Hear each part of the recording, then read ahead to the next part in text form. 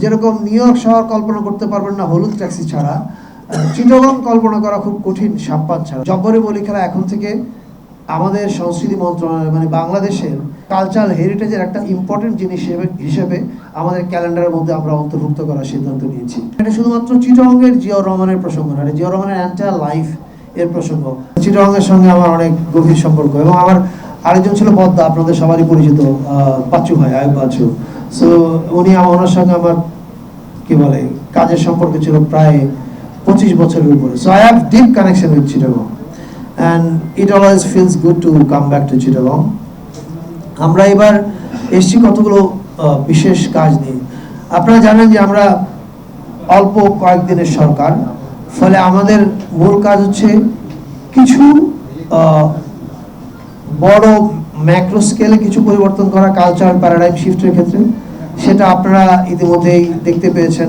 এবারে নববর্ষ স্বাধীনতার পরে এ পর্যন্ত সবচেয়ে বড় এবং ইনক্লুসিভ উৎসব হয়েছে। আপনারা দেখেছেন যে চাঁদ রাতে ঈদের অনুষ্ঠান হচ্ছে, আবার বুদ্ধ পূর্ণিমার অনুষ্ঠান হচ্ছে, এবং শিল্পকলা একাডেমি এগুলো আয়োজন করছে।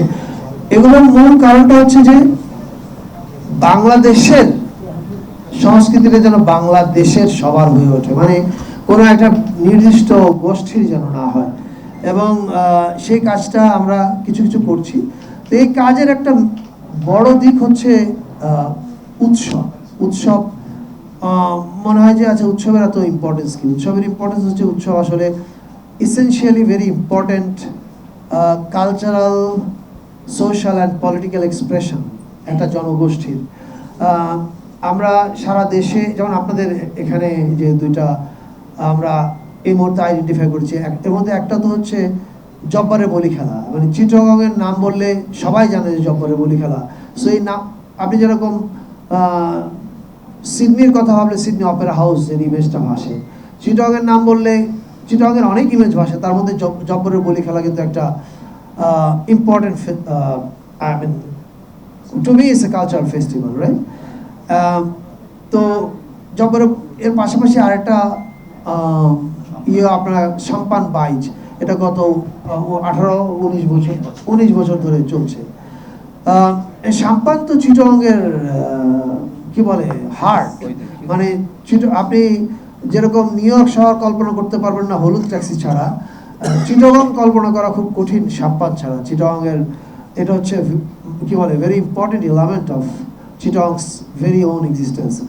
সো আমরা এবার এখানে আসার পেছনে প্রথমে আমি উৎসবের প্রসঙ্গগুলো বলি, যে এইগুলো উৎসব বলতে শুধুমাত্র যে জাস্ট উৎসব তা না, মানে যেটা আমাদের কালচারাল হেরিটেজের সঙ্গে আমরা লিঙ্ক আপ করতে পারি, এরকম জিনিসগুলোর আমরা একটা তালিকা করার কাজ দিয়েছি আপাতত শিল্পকলা একাডেমিকে।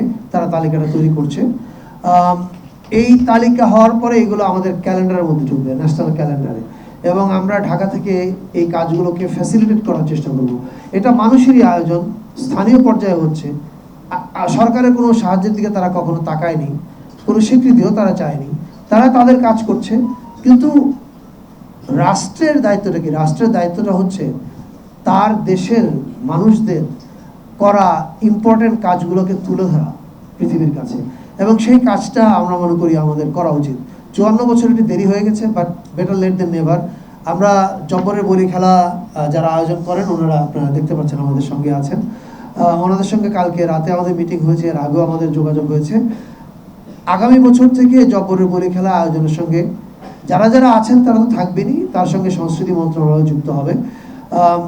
এটা কয়েকটা ফর্মে কাজ করবে। পুরস্কার দেওয়ার ক্ষেত্রে, এটার কালচারাল সিগনিফিকেন্স আরও কী করে অ্যাম্প্লিফাই করা যায় সেটার ক্ষেত্রে, এটা আমরা ওনাদের সঙ্গে আমাদের মিনিস্ট্রি সামনে কি বলে অ্যাকশন প্ল্যানগুলো তৈরি করবে।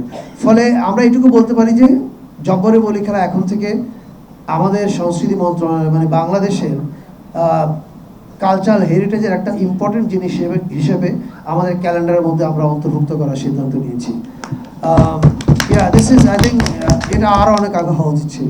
একই সঙ্গে সাম্পান বাইচ, এটা নতুন শুরু হলো, হয়তো 18-19 বছর হয়েছে, কিন্তু সাম্পান 1000 বছরের চিটাগংয়ের জন্য, এবং এই সাম্পান বাইচের সঙ্গে সংস্কৃতি মন্ত্রণালয় যুক্ত হচ্ছে। আগামী বছর থেকে এর আয়োজনে জব্বরে বলি খেলার সঙ্গে যখন আমরা যুক্ত হচ্ছি, এটার সঙ্গে আমরা যুক্ত হব, এবং এটাও আমাদের আমরা যে এখন ক্যালেন্ডার তৈরি করছি, আমাদের কালচার হেরিটেজ ফেস্টিভ্যাল এগুলোর একটা ক্যালেন্ডার চলছে, সেই ক্যালেন্ডারের মধ্যে এই দুইটাও ইম্পর্টেন্ট এন্ট্রি হিসেবে অন্তর্ভুক্ত হচ্ছে, এটা আমরা এখান থেকেই ঘোষণা করছি। আর জিয়া স্মৃতি জাদুঘরও আমাদের জাদুঘরের অন্তর্ভুক্ত একটা প্রতিষ্ঠান, কিন্তু এটা আপনারা সবাই জানেন যে 16 বছর এটা প্রায় ইনঅ্যাক্টিভ অবস্থার মধ্যে ছিল। আমরা মাস 2 বা 3 আগে এটা নিয়ে মন্ত্রণালয়ে একবার মিটিং করার পরে আমরা প্রাথমিক সিদ্ধান্ত নিই যে বাজেটটা আমরা বরাদ্দ আছে ওটাকে দ্বিগুণ করে দেওয়ার, সেটা করে দেওয়া হয়েছে। কিন্তু দ্বিগুণ করে দেওয়ার মধ্যে আমরা মনে করি না যে আমাদের কাজটা শেষ, এটা 3 গুণও লাগতে পারে, আরও বেশিও লাগতে পারে। আমরা আজকে জিয়া স্মৃতি জাদুঘরটা পরিদর্শন করেছি এবং আমরা বোঝার চেষ্টা করেছি এখানে আমাদের কি করা প্রয়োজন। এটা আসলে প্রপারলি মিউজিয়াম হিসেবে এখনো কনভার্টেড হয়নি, এটার কিউরেশনের কাজ এখনো প্রপার না, এটা আরও প্রপারলি কিউরেট করা দরকার। এটার সঙ্গে কিউরেটর টিম যেমন থাকা উচিত, এটা মডার্নাইজেশন যেমন হওয়া উচিত, অ্যাট দ্য সেম টাইম এটার পেছনে একটা রিসার্চ টিমকে এঙ্গেজ করা উচিত, যারা, কারণ এটা শুধুমাত্র চিটাগংয়ের জিয়াউর রহমানের প্রসঙ্গ না, এটা জিয়াউর রহমানের এন্টায়ার লাইফ এর প্রসঙ্গ, স্টার্টিং ফ্রম 71-এর স্বাধীনতা যুদ্ধের ঘোষণা থেকে শুরু করে ওনার রাষ্ট্র পরিচালনা, সেই সময়ের অনেকগুলো সিগনিফিকেন্ট ব্যাপার আছে। তো এইটার একটা রিসার্চ টিমও তৈরি করার সিদ্ধান্ত হয়েছে আমাদের। এগুলো আপনারা আগামী 15 থেকে 20 দিনের মধ্যে এই কমিটিগুলোর প্রগ্রেস জানতে পারবেন এবং কাজ শুরু হবে। আশা করি মিউজিয়ামটা আমরা থাকা অবস্থাতেই এটার যে যা পরিবর্তন, সেই পরিবর্তনগুলো আমরা করতে পারবো।